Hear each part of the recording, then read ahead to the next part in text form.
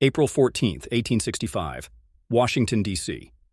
The Civil War had finally come to an end. The Union was victorious. America had been saved. And its leader, President Abraham Lincoln, wanted nothing more than to relax for one evening, after years of unimaginable struggle. That night, he and his wife, Mary Todd Lincoln, attended a play at Ford's Theater. The air was light, filled with laughter, music, and the hope of a new beginning for the nation. But just a few hours later, America would be thrown into chaos. Its beloved president would be struck down in cold blood, and the entire nation would wake up to the greatest shock in its history. This is the story of the assassination of Abraham Lincoln, why it happened, how it unfolded, and how it changed America forever. Before we talk about that fateful night, we must understand the man at the center of it all. Abraham Lincoln was born on February 12, 1809, in a small log cabin in Kentucky. From humble beginnings, he rose to become the 16th President of the United States. Lincoln wasn't a wealthy aristocrat nor a war hero. He was a self-taught lawyer, a storyteller, and above all, a believer in the ideals of freedom and equality. By the time Lincoln took office in 1861, America was tearing itself apart. 11 southern states had seceded from the Union, forming the Confederacy. The issue at the heart of the conflict? Slavery. Lincoln made a promise. He would preserve the Union. He fought tirelessly, not just with armies on the battlefield, but with words, speeches, and his unshakable determination. His Emancipation Proclamation in 1863 declared that all enslaved people in Confederate states were free. To many, Lincoln became the symbol of freedom, but to his enemies, particularly those who supported slavery, he became a hated figure. The Civil War finally ended in April 1865. Confederate General Robert E. Lee surrendered at Appomattox Courthouse. Lincoln was victorious, but little did he know. Enemies were plotting to end his life. John Wilkes Booth was one of the most famous actors of his time.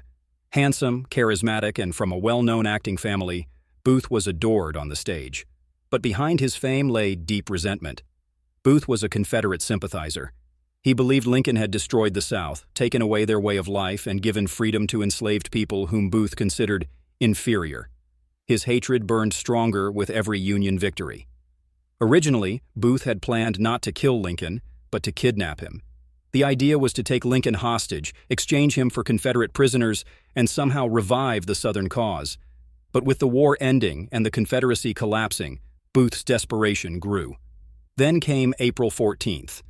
Booth learned that Lincoln would be attending a play, Our American Cousin, at Ford's Theater. It was the opportunity he had been waiting for. He gathered a small group of conspirators. Their plan was shocking, not only to assassinate Lincoln, but also Vice President Andrew Johnson and Secretary of State William H. Seward. By killing the top leaders of the Union, Booth hoped to throw the government into chaos. That evening, Lincoln arrived at Ford's Theater with his wife, Mary, Major Henry Rathbone, and Rathbone's fiancée, Clara Harris. The presidential box was decorated with flags, including one large portrait of George Washington. The play began. The audience laughed, cheered, and clapped. Lincoln seemed more relaxed than he had been in years. Meanwhile, Booth entered the theater quietly. As an actor, he knew every corner of the building. He moved confidently, unchallenged. In his pocket was a small .44 caliber Derringer pistol and a dagger. Around 10:15 p.m., during one of the play's funniest moments, Booth made his move. He slipped into the hallway leading to the presidential box. The guard, John Parker, had left his post. Booth quietly opened the door, stepped inside, and crept up behind Lincoln. Without hesitation, Booth raised his pistol and fired a single shot into the back of Lincoln's head. The theater erupted in chaos. Mary Lincoln screamed. Rathbone tried to stop Booth, but Booth slashed him with his dagger. Booth leaped from the presidential box onto the stage, shouting words that echoed through history. Sic semper tyrannis, Latin for thus always to tyrants. Some witnesses claimed he added, "The South is avenged." Despite breaking his leg in the fall, Booth limped off stage and fled out the back door, escaping into the Washington night on horseback. Lincoln was carried across the street to a boarding house, the Peterson House. Doctors rushed to save him, but the wound was fatal. The bullet had entered behind his left ear, traveling deep into his brain. Throughout the night, cabinet members, military leaders, and family gathered by his side. His wife Mary was inconsolable, Soldiers and citizens filled the streets, waiting anxiously. At 7:22 a.m. on April 15, 1865, Abraham Lincoln, the 16th President of the United States, took his last breath. Secretary of War Edwin Stanton looked at the lifeless body and whispered, "Now he belongs to the ages." The news spread quickly. Across the country, bells tolled, people wept openly, and the nation plunged into mourning. America had won the Civil War, only to lose its greatest leader. Meanwhile, Booth fled south. For 12 days he evaded capture, hiding in the woods and barns of sympathetic farmers. But the largest manhunt in American history was underway. On April 26th, Union soldiers cornered Booth in a tobacco barn in Virginia. When he refused to surrender, the soldiers set the barn on fire. Booth was shot and killed. His dream of being remembered as a hero of the South turned instead into infamy. Lincoln's death changed America forever. National grief. Millions of Americans attended memorial services.